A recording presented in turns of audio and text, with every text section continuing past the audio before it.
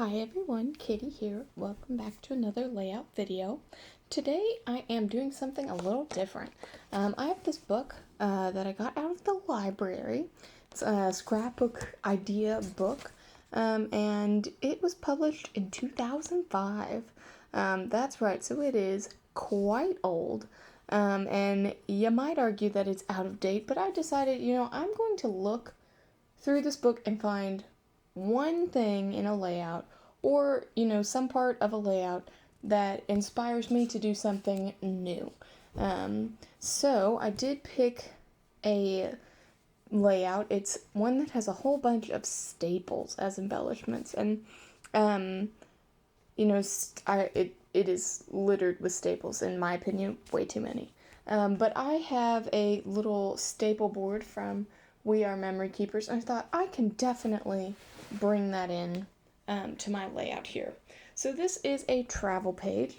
There's me and my husband on our vacation. We were supposed to go to Peru in May of 2020, and obviously that did not happen. But we were very lucky to be able to go in May of 2021. So this is the beginning of my Peru trip album. It began with our flights from home. We had a few domestic flights before we took off on our international flight down to Peru.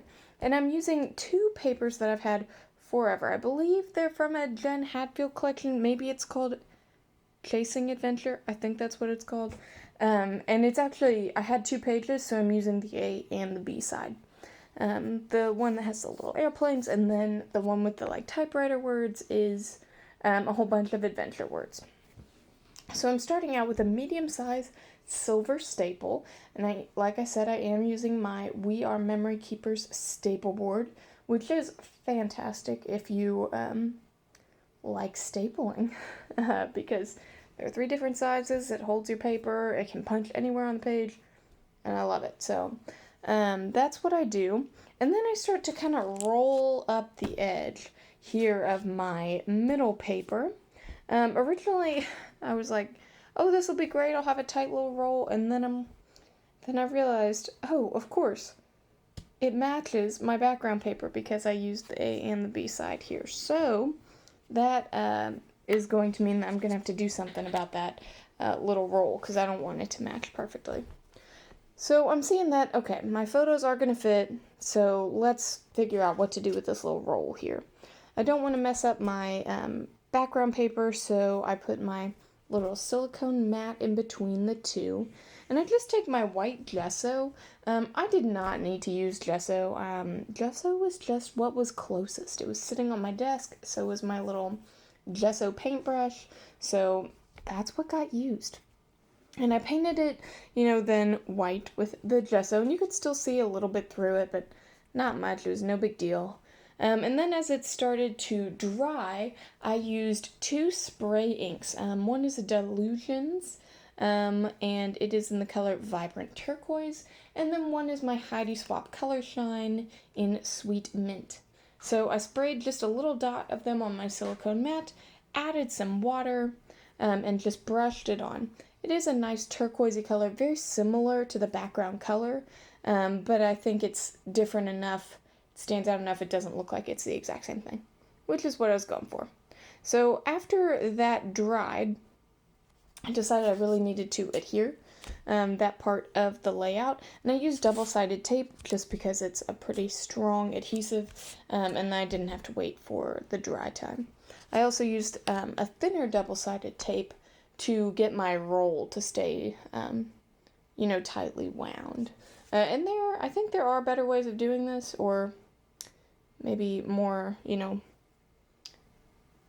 other ways of doing it. This is what I did. It's okay. Worked for me. Something else worked for you? Awesome. Now, I know I want to use more staples here, but I also know that it is unlikely that my staple will go through a photo mat, and then 2 layers of paper while possibly hitting adhesive in the middle, so I decide to just put the staples on my photo mat because that would be easier. It would still embellish, and it would, keep just from the hassle of trying to staple something that's too thick to be stapled, you know? Also, I can still move my photos around, which was great. So I put in a few random staples just to add that texture, that embellishment, and to go along with the little inspiration sketch, that I found from my book from 2005. Now, I put them together. I don't want to nestle them too much just because there's stuff to see in these photos. If you look closely in the top photo, I am super excited because that's when we're starting our journey. By the time at the bottom photo, we're both exhausted because we're finally on our international red-eye flight. And then in the middle, there's a nice sunset that we saw while we were on the runway in Atlanta. So I'm not anywhere near finished, but I felt the need to start embellishing. I do have a few little wooden shapes to embellish with. They're travel themed. They came in a peachy cheap warehouse box. I have never seen anything like them or from that brand before. But it's cute. It's got a cute little airplane and then a little arrow that says adventure. I thought those two were really appropriate. I didn't stick them down yet, but I knew I wanted to use them, so I had them out. Now, I do have some thickers. They are the perfect travel thicker. They're called Everywhere, appropriately.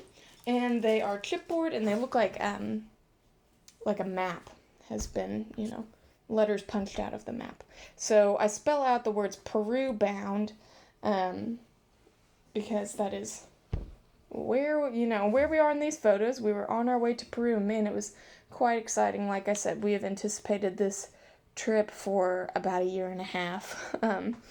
So very exciting to finally get going. Now, I had a little bit of trouble trying to figure out, okay, I want to put journaling in here. I don't know exactly where to put it. I see, obviously, that space there up at the top is pretty empty, but it already has a ton of words on it, and obviously I don't want to write words over words.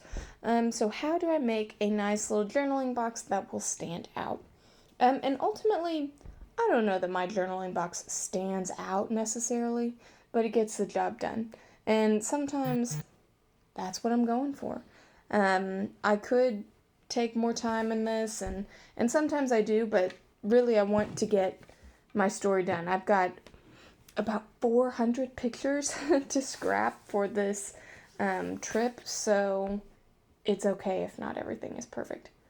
I like that I got, what I wanted to say out, even if it's not the world's most beautiful journaling box. That's okay. It works for me. No big deal.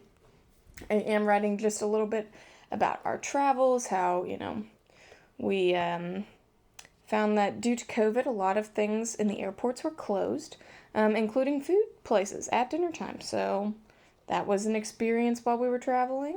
We had a bit of a fiasco getting in onto our international flight, but ultimately we made it, and we were so excited to be on our way to Peru. It was fantastic.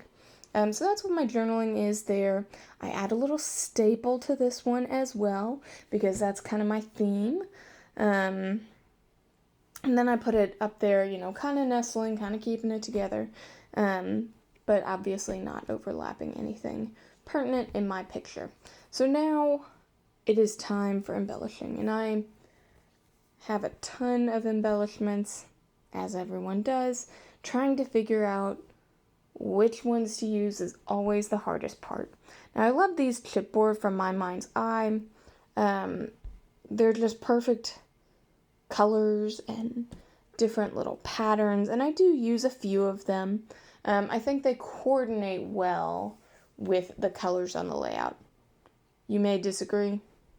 That's okay, because I know none of the colors are actually on the paper. They're only there when I put the embellishments on, but I like it, and it's my album, so I'm okay with that. And I add a few of these, they're like little epoxy stickers. They almost look like little flare badges, but they're epoxy stickers.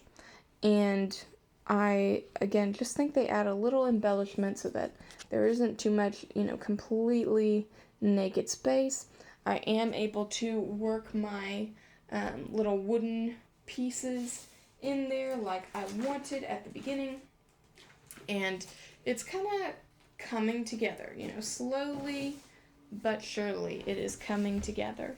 And I'm using double-sided tape to adhere my wooden pieces. They were popped up on foam dots, but that was just too much. I mean, these are already like a 1/4 inch thick. I did not need a foam dot under those. And maybe you would, and I think that's awesome. If you love a ton of dimension, I like dimension, but I also have the unfortunate habit of breaking my albums because I put so much in there that has so much dimension. So trying to lay off that a little bit. We'll see. I don't know if I'll be that successful. But here I am finishing up my layout. I've got my embellishments on, and I just want to add a little bit of a doodly border around, just kind of frame the layout to finish it off. I think this adds a nice finishing touch to most things. Not everything, but this one, it works out. So thank you so much for joining me, and I'll see you next time. Bye.